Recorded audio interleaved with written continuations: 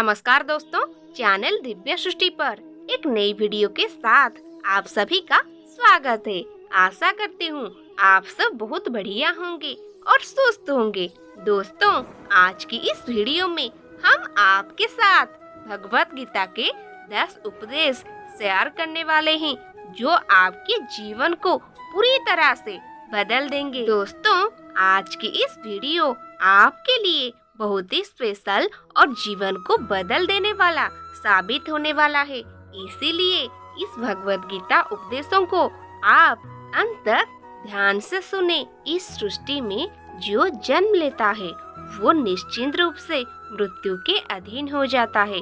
दोस्तों, यहाँ भगवान श्री कृष्णा कहते हैं कि इस मृत्यु लोक का हर एक प्राणी, चाहे वो मनुष्य हो या पशु पक्षी हो या फिर पेड़ पौधा हो, हर सांस लेने वाला प्राणी अपने जन्म के साथ मृत्यु को भी लेकर आता है। हर प्राणी को एक ना एक दिन निश्चित क्षण पर मरना अर्थात अपने शरीर को त्यागना ही पड़ता है। मनुष्य को सिर्फ कर्म करने का अधिकार है, फल की इच्छा ना करें।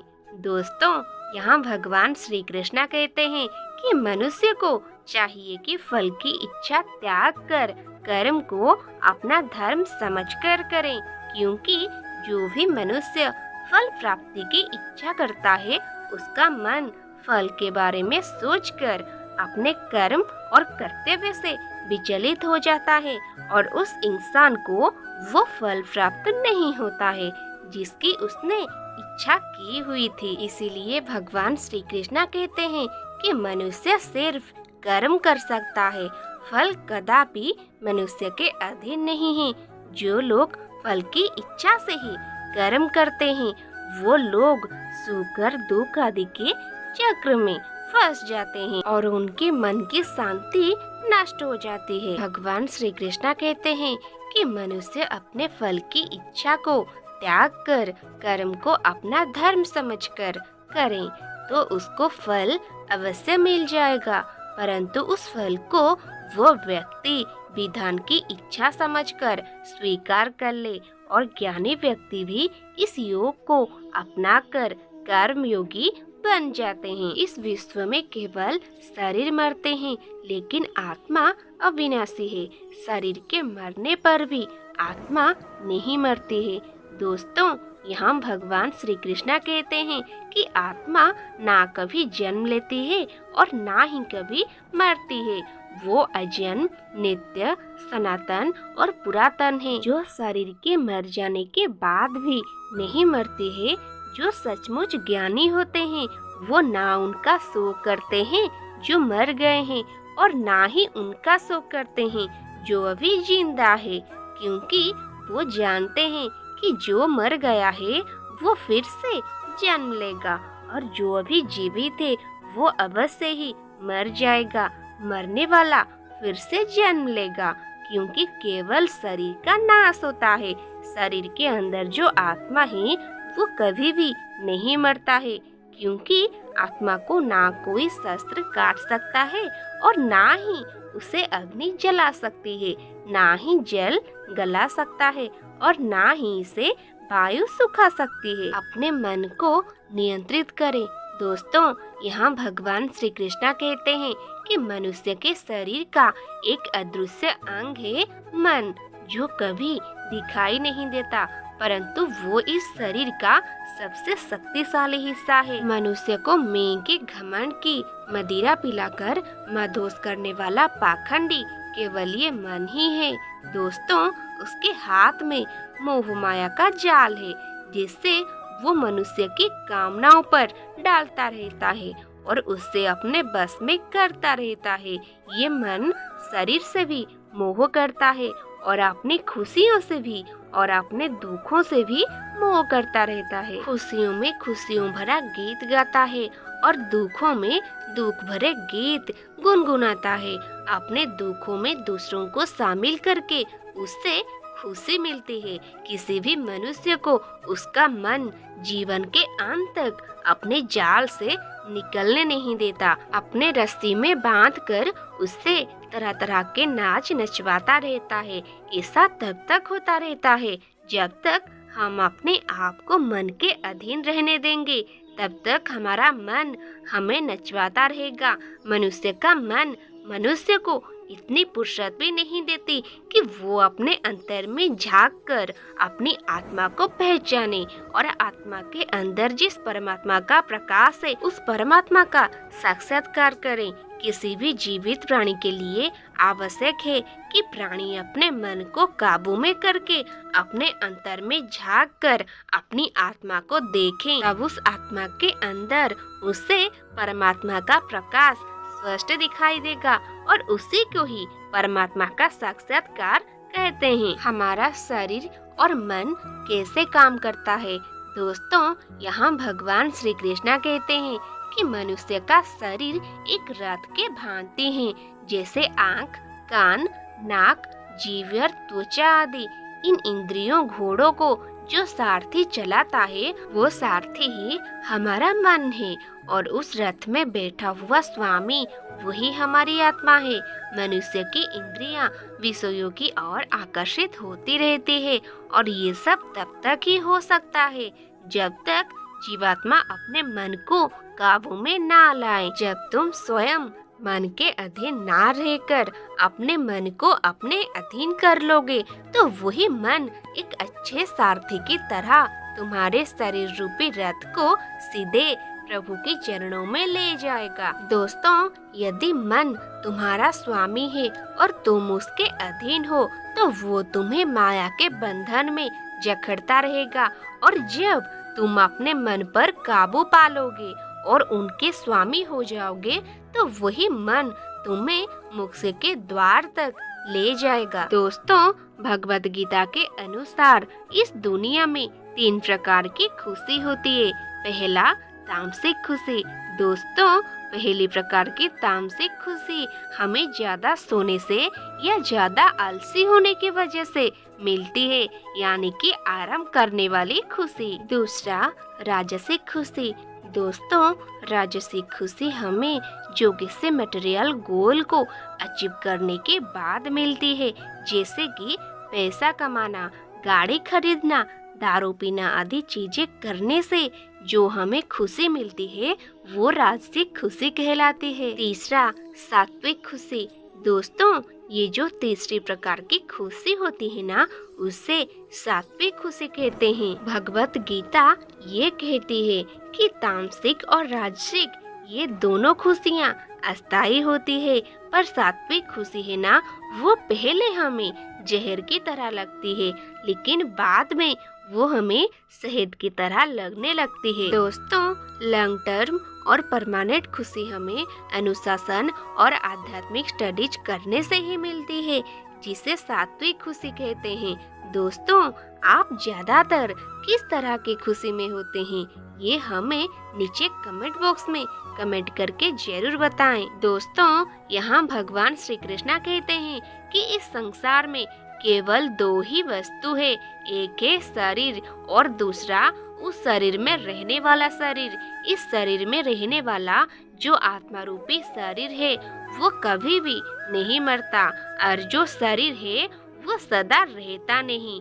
आत्मा एक शरीर छोड़ता है और दूसरा शरीर धारण कर लेता है। बिल्कुल वैसे ही जैसे मनुष्य अपने पुराने कपड़े उतारकर नए कपड़े धारण कर लेता है, आत्मा नित्य है, इसीलिए वो नहीं बदलती, परंतु शरीर नाशवान है, इसीलिए एक ही आत्मा के कई शरीर बदलते हैं। इसीलिए हर जन्म में हमारी आत्मा नए नए शरीर धारण कर लेती है। प्रारब्ध केवल मनुष्य का बनता है। दोस्तों, यहाँ भगवान श्री कृष्ण कहते हैं कि अगर कोई सांप किसी मनुष्य को अकारण काटता है तो उस सांप को उसका पाप नहीं लगेगा, और ठीक उसी तरह शेर दूसरे जानवर की हत्या करता है तो उसका उसे पाप नहीं लगेगा। या बकरी का उदाहरण लीजिए, बकरी किसी की हत्या नहीं करती है और सिर्फ घास खाती है, तो इस कारण वो पुण्य की भागी नहीं बनती। पाप पुण्य का लेखा जोखा अर्थात प्रारब्ध केवल मनुष्य का बनता है। दोस्तों, इसका अर्थ ये है कि अगर कोई पशु किसी की अकारण हत्या कर देता है तो उसका उसे पाप नहीं लगेगा, लेकिन कोई मनुष्य अगर किसी भी जीवित प्राणी की अकारण हत्या कर देता है तो उससे उसका पाप लगेगा, क्योंकि इस पृथ्वी लोक पर और समस्त प्राणियों में जो विवेकशील है वो अच्छे और बुरे की पहचान रख सकता है, और वो मनुष्य छोड़कर कोई और प्राणी ऐसा नहीं कर सकता। इसीलिए मनुष्य अपने पाप और पुण्य जब भोग लेता है तो उससे फिर से मनुष्य की योनि में भेज दिया जाता है। एक ही कर्म किसी के लिए पाप बन जाता है और दूसरे के लिए पुण्य बन जाता है। दोस्तों, एक मनुष्य किसी कमजोर और बूढ़े व्यक्ति का धन लूटने के लिए उसकी हत्या कर देता है तो उस व्यक्ति को निश्चिंत ही उसके द्वारा किए गए कर्म का पाप लगता है। और यदि दुष्ट मनुष्य किसी स्त्री के साथ जबरदस्ती बलात्कार करने की कोशिश कर रहा है तो उस स्त्री की रक्षा करने के लिए अगर कोई व्यक्ति उस दुष्ट मनुष्य की हत्या कर देता है तो उसका उसे पाप नहीं लगता बल्कि पुण्य लगता है। दोस्तों, कर्म तो वही रहा, किसी की हत्या करना, परंतु उस कर्म के पीछे की भावना क्या है और मारने वाले की नियत क्या है, इसी के फर्क से ही एक ही कर्म किसी के लिए पाप हो सकता है और दूसरे के लिए पुण्य हो सकता है। जिस भावना और नियत से मनुष्य कर्म करता है उस नियत के कारण ही एक ही कर्म किसी के लिए पाप बन जाता है और किसी के लिए पुण्य बन जाता है। कर्म के इस ज्ञान के द्वारा ही मनुष्य को कर्म, विकर्म और अकर्म की पहचान होते हैं। दोस्तों, इसका अर्थ ये है, मनुष्य जब निष्काम भावना से कर्म करता है तो उस कर्म का फल उसे नहीं भोगना पड़ता है, इसीलिए वो अकर्म हो जाता है। कर्म उसे कहते हैं जिससे सकाम भाव से और फल की इच्छा से किया जाता है। उसका फल मनुष्य को उसके कर्म के अनुसार अवश्य मिलता रहता है। अच्छे कर्म का फल अच्छा मिलता है और बुरे कर्म का फल बुरा मिलता है। और जो असत्य, कपट, हिंसा आदि अनुचित और निश्चित कर्म को विकर्म कहते हैं। हर मनुष्य का प्रथम धर्म क्या है और अपने धर्म का विधान मनुष्य खुद बनता है।